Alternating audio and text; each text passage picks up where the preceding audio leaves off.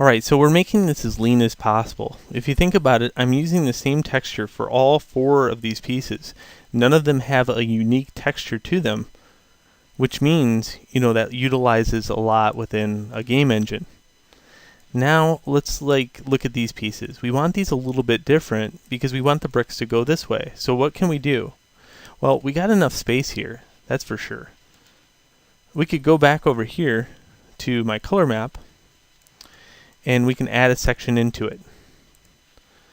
So let's look at maybe some of these bricks that are going this way and utilize them.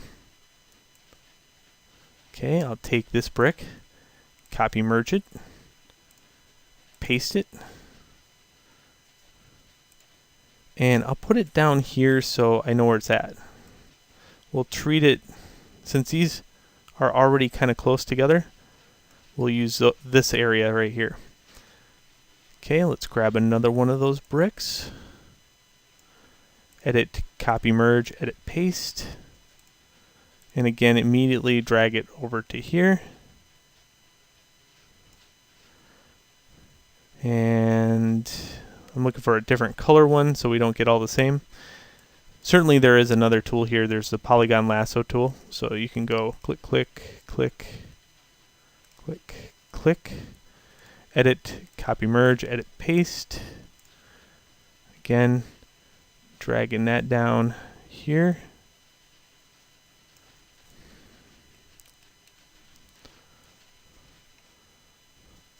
Look for a couple in a row so I can kill 2 birds.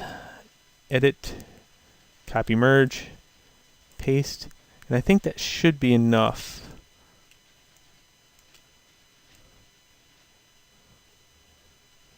Good. Okay, I'm just going to get these closer. This one looks like it's cut off a little bit. I don't like that look. It's very sharp in that area. So I'm going to take a couple seconds to fix that one. Add some blur to it. Fix this one a little bit.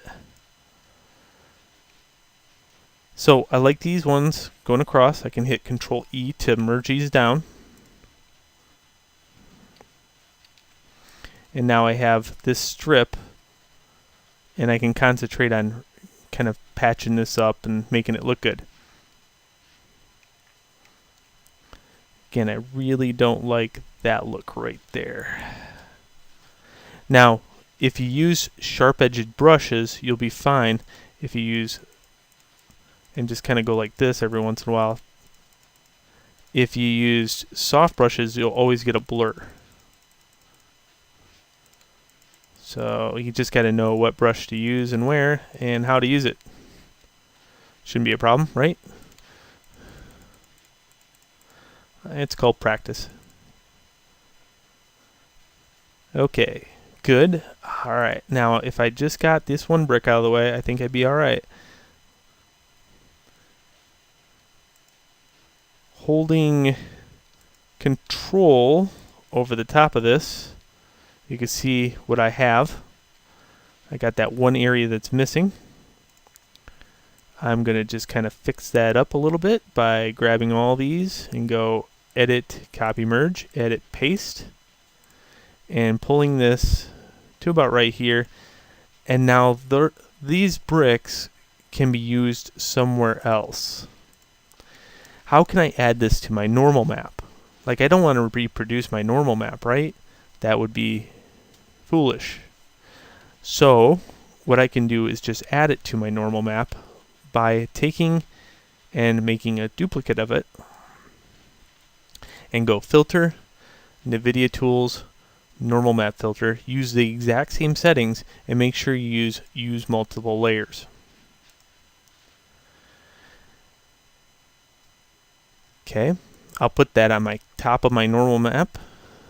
So you can see that this one and this one would go together. I do have to correct for the image adjustment levels.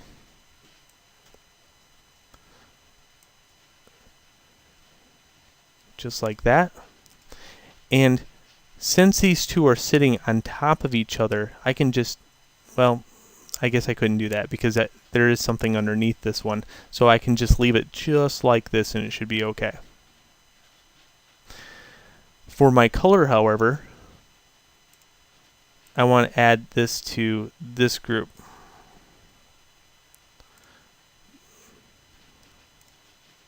And put it on top. So if I turn that off, I should have those bricks showing. And here's my updated normal map. Let's group these together. Name that normal.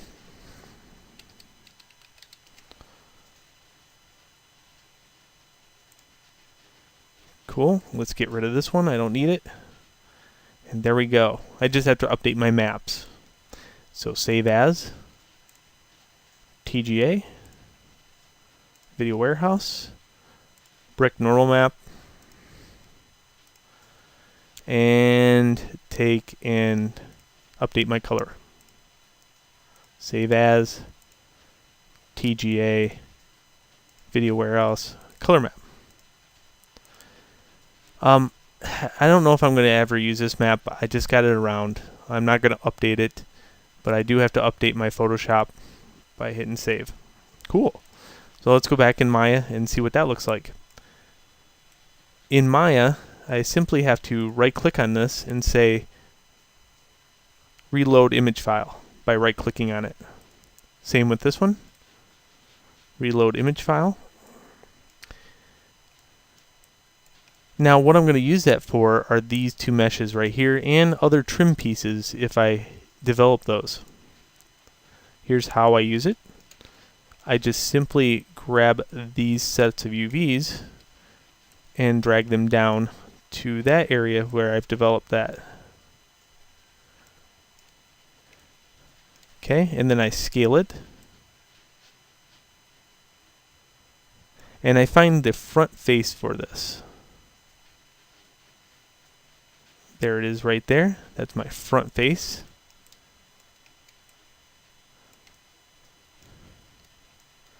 Now if I wanted it to kind of match my other faces, certainly I can make 3 or 4 rows of this stuff to make sense of it.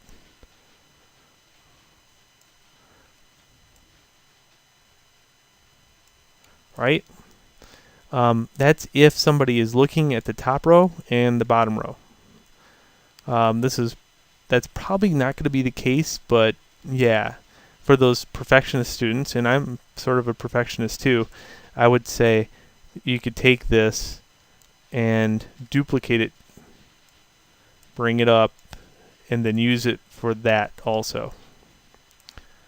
So for this one, take off auto select.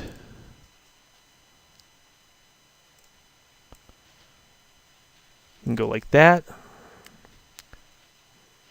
go like this, and then kind of patch up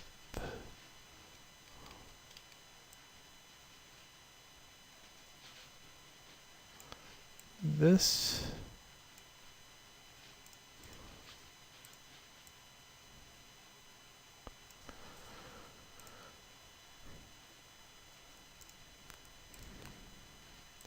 And let me just update that map.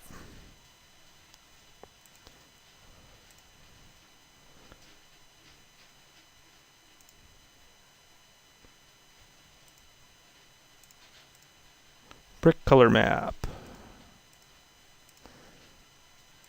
Okay, back to Maya, where I reload that. I'm just going to do that on my other monitor. Reload.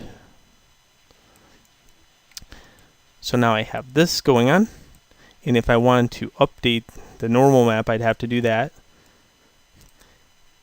But you can play around with the UVs now to get kind of a stretch look like this for the other sides. So this one right here, I'd have to figure out which one that is. Yep, that's down here.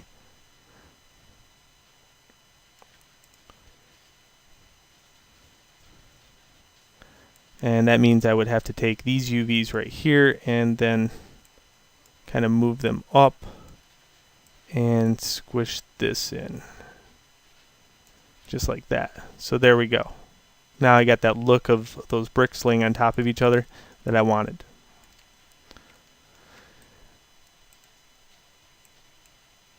Okay, if I put this into place of that, kind of look at it and see how it all fits together.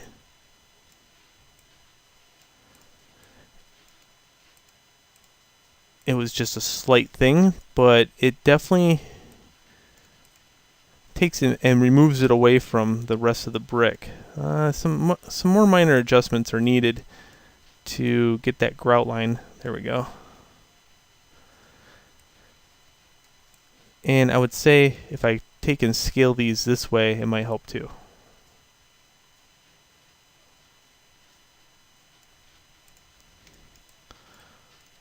There we go. Well, the other news is I just take and do the exact same thing with this mesh, and I update my normal map. So it has all 4 of those on there. And then I'm going to meet you back in the next video where we can concentrate on not brick, but something else. Alright, so see you there.